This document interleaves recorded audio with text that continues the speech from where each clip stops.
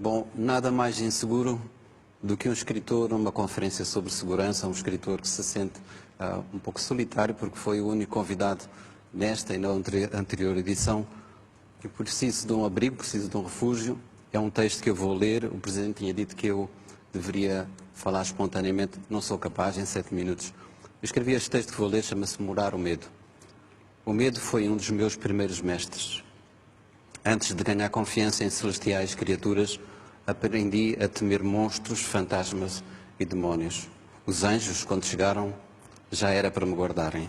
Os anjos atuavam como uma espécie de agentes de segurança privada das almas.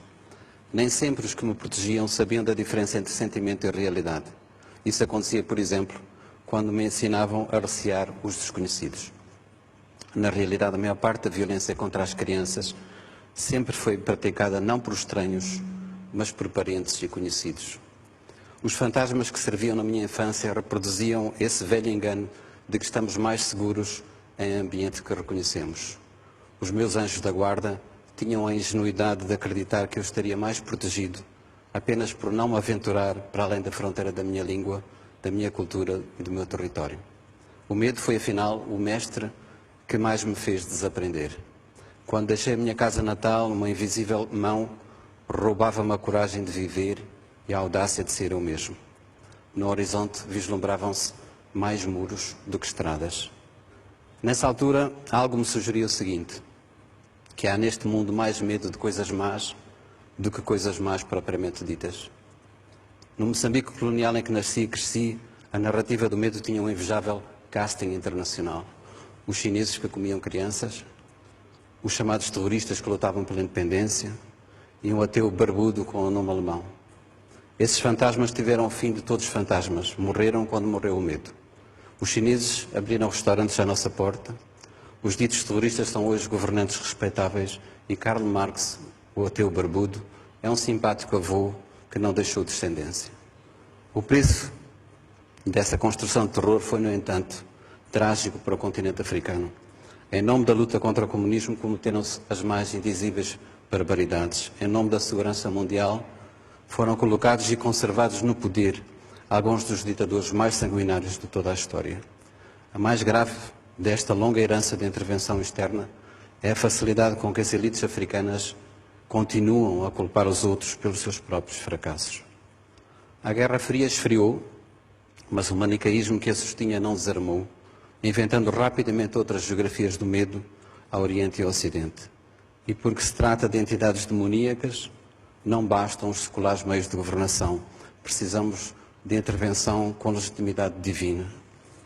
O que era ideologia passou a ser crença, o que era política tornou-se religião, o que era religião passou a ser estratégia de poder. Para fabricar armas é preciso fabricar inimigos. Para produzir inimigos é imperioso sustentar fantasmas. A manutenção desse alvoroço requer um dispendioso aparato e um batalhão de especialistas que, em segredo, tomam decisões em nosso nome. Eis o que nos dizem. Para superarmos as ameaças domésticas precisamos de mais polícia, mais prisões, mais segurança privada e menos privacidade. Para enfrentarmos as ameaças globais, precisamos de mais exércitos, mais serviços secretos e a suspensão temporária da nossa cidadania. Todos sabemos que o caminho verdadeiro tem que ser outro.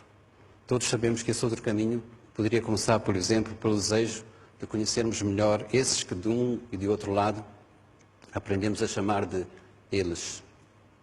Aos adversários políticos e militares juntam-se agora o clima, a demografia e as epidemias.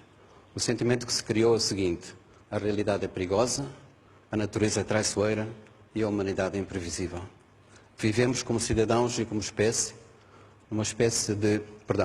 vivemos como cidadãos e como espécie em permanente situação de emergência.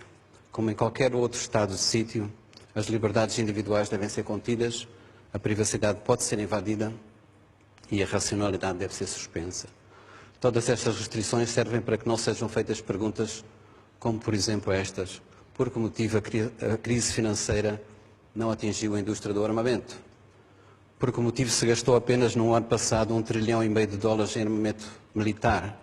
Por que razão os que hoje tentam proteger os civis na Líbia são exatamente os que mais armas venderam ao regime do Coronel Gaddafi? Por que motivo se realizam mais seminários sobre segurança do que sobre justiça? Se queremos resolver e não apenas discutir a segurança mundial, teremos que enfrentar ameaças bem reais e urgentes. Há uma arma de destruição massiva que está sendo usada todos os dias, em todo o mundo, sem que seja preciso o pretexto da guerra. Essa arma chama-se fome. Em pleno século XXI, 1 em cada 6 seres humanos passa fome. O custo para superar a fome mundial seria uma fração muito pequena do que se gasta em armamento. A fome será, sem dúvida, a maior causa de insegurança do nosso tempo.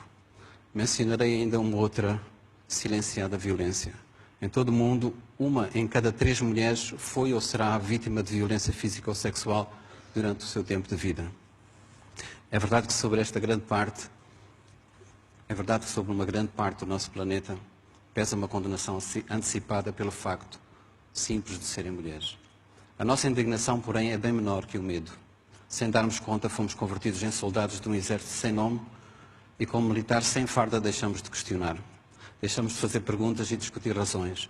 As questões de ética são esquecidas porque está provada a barbaridade dos outros. E porque estamos em guerra, não temos que fazer prova de coerência, nem de ética, nem de legalidade. É sintomático que a única construção humana que pode ser vista do espaço seja uma muralha. A Grande Muralha foi erguida para proteger a China das guerras e das invasões. A muralha não evitou conflitos nem parou os invasores. Possivelmente morreram mais chineses construindo a muralha do que vítimas das invasões que realmente aconteceram. Diz-se que alguns dos trabalhadores que morreram foram emparadados na sua própria construção. Esses corpos convertidos em muro e pedra são uma metáfora de quanto o medo nos pode aprisionar. Há muros que separam nações, há muros que dividem pobres e ricos, mas não há hoje no mundo um muro que separa os que têm medo dos que não têm medo. Sob as mesmas nuvens cinzentas vivemos todos nós, do Sul e do Norte, do Ocidente e do Oriente. Citarei Eduardo Galeano acerca disto, que é o medo global, e diz ele: os que trabalham têm medo de perder o trabalho, os que não trabalham têm medo de nunca encontrar trabalho. Quando não têm medo da fome, têm medo da comida. Os civis têm medo dos militares, os militares têm medo da falta de armas e as armas têm medo da falta de guerras. E, se calhar, acrescento agora eu, há quem tenha medo que o medo acabe. Muito obrigado.